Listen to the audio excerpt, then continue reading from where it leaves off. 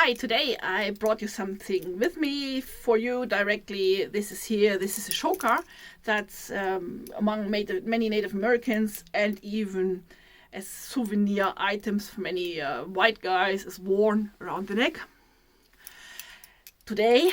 But I want to tell you a little bit of history about the hairpipe. This is this bone here, bone bead. And I want to tell you a little bit of history about this bead. So, most of the people know these chokers for wear, for Southwest, for Western, Bohemian, fashion, whatever.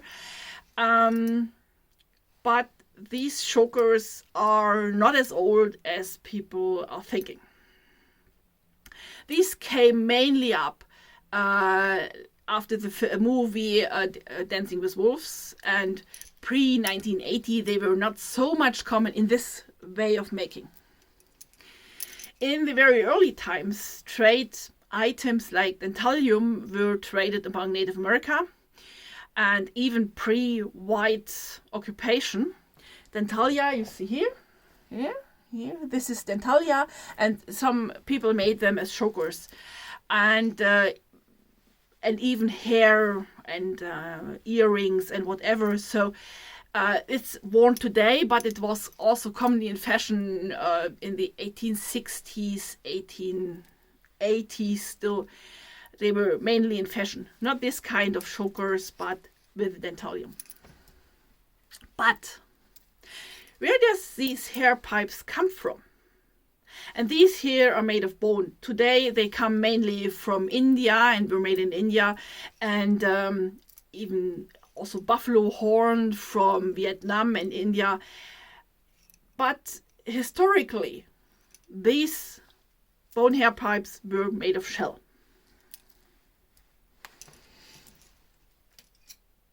So I have got a picture for you here of Monchonsia, a Kansa chief, from about 1800, 1820. So, yeah, you see this here. And you see him wearing here, these on the earrings on the ears. He has one hair pipe on each side. There are some more pictures depicting chiefs among the Osage, for example, with exactly one bead here. You don't see any choke or whatever. You see a necklace here made from wampum shells. Wampum is a clam shell that was drilled in tubular beads and polished, and they come in purple and they come in white and mixed.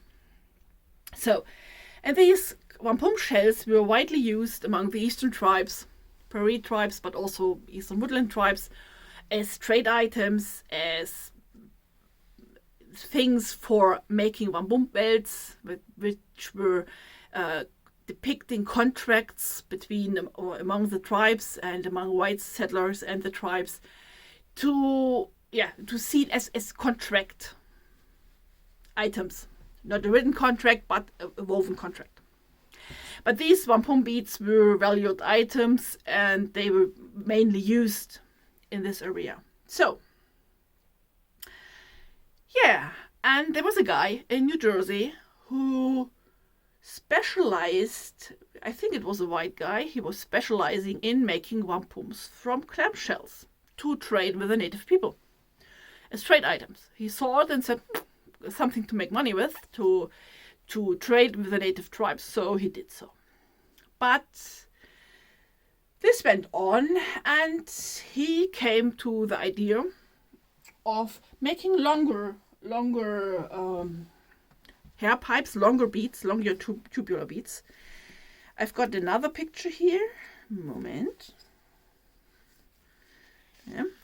Where you see how the name hair pipe comes from. Where it comes from. You see, it's not a very good picture, but I have it as postcard here. So you see here, you see the white long dots. There are the hair pipes. Somebody braided a little braid and put on this little braid, he put a hair pipe. And this is where the name hair pipe came from. You see this here. What you don't see is a breastplate or choker. We have here and this kind of chokers you don't see. in these old pictures. In non-old picture, there's maybe one or two where the people used maybe shell hair pipe, but maybe also bird bones. But it's not a common thing. It's not a mass item as we would think it from today, from today's point of view. But what happened?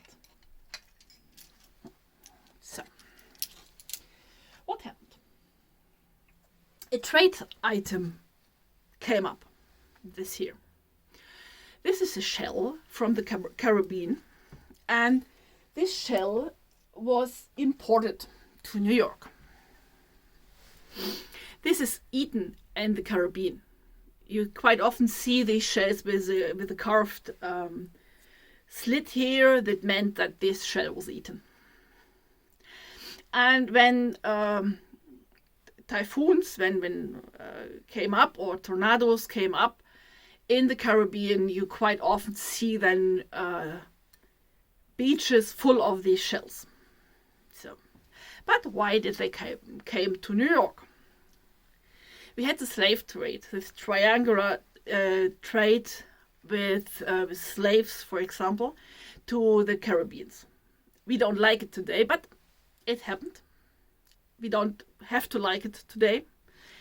But history is not for us to make history as we like it. So we have to accept that we had also stupid people in different times, in different periods. So these shells were put on the ships for getting the tonnage, the weight of the ship that the ship could drive.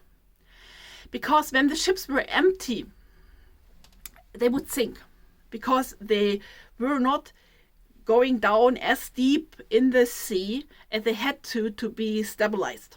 So the ship owners, when they had nothing to transport on the ships and they were too lightweight, they needed something heavy. And this heavy could be tagua nuts.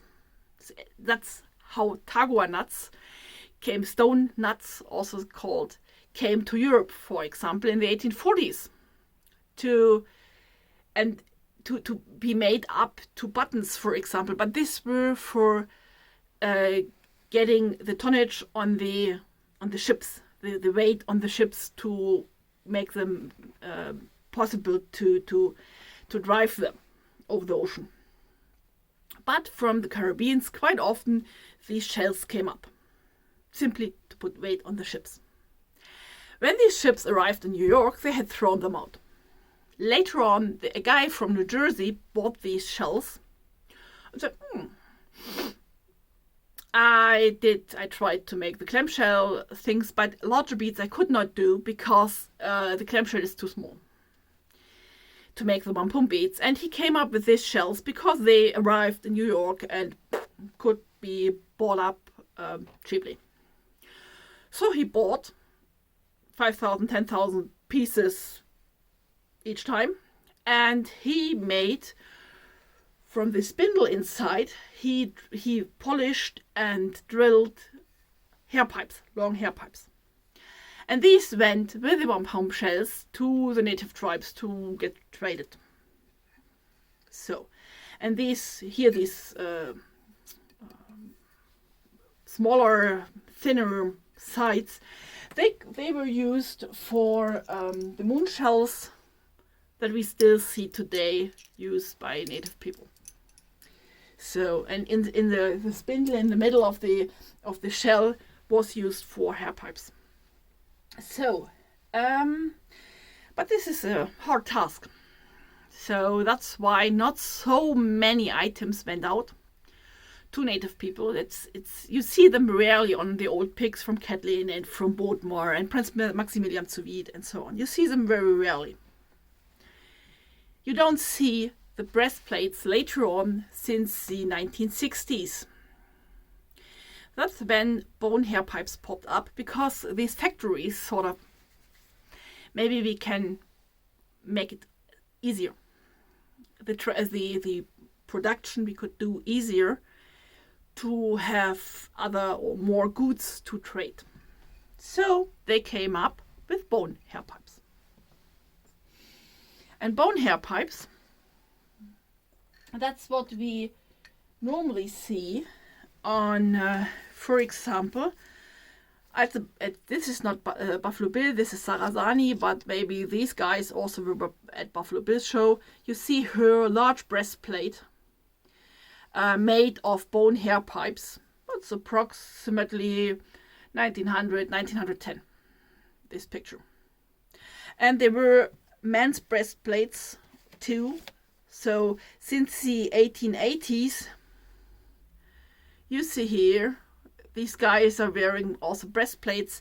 The male breastplates are all horizontally, the women's breastplates are vertical. So this is, for example, a reproduction from the southern plains. Northern plains, southern plains are different. The southern plains guys, they used the long hair pipes, cut them in half, and took care of these vertical lines within their breastplates. The northern plains guys used the longer hair pipes. Here, this guy, also Buffalo Bill show. You see under the otter pelt, you see a breastplate. Yeah, what you don't see around 1880 to 1910, 1920 are these bone chokers. They were not fashionable. What the people made were from dentalia. Since the 1860s, around 1860s, dentalia choker and even earrings with long bands of dentalia. But they did not use the bone hair pipes for this. They used bone hair pipes for the breastplates. Or necklaces, whatever. There are variations, but not for these bone chokers. These bone chokers really popped up. They were frequently used before this in the powwow circuit, but they in tons and in masses. They popped up after Dancing with Wolves, the movie, because this is fast to make and easy to sell as a souvenir to tourists. It's more easier to make these ones than beadwork also. So these popped up in museum shops and whatever later than the 1880s, 1890s. So that's why when they massively came in fashion. Today, a lot of these bone hair pipes are replaced by plastic for the powwow circuit, because to make everything bigger, better, wider, whatever, means you add weight for dancing. So a lot of people switched to use plastic hair pipes for their powwow dresses because it's more lightweight. But yeah, I hope you learned something new today for my little history about the hair pipe, the bone hair pipe or the shell hair pipe. And I put a link in the description to the Smithsonian, where it's an article you can read more and deeper in the history of the bone hair pipe or of the hair pipe itself. And yeah, I hope it was a little bit interesting.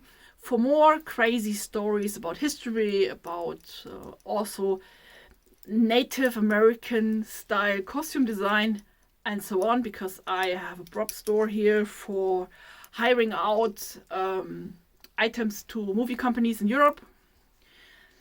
You can ask a question in the comments, or maybe look for some other videos here. Maybe it's interesting, and I would hope to see you soon the next time.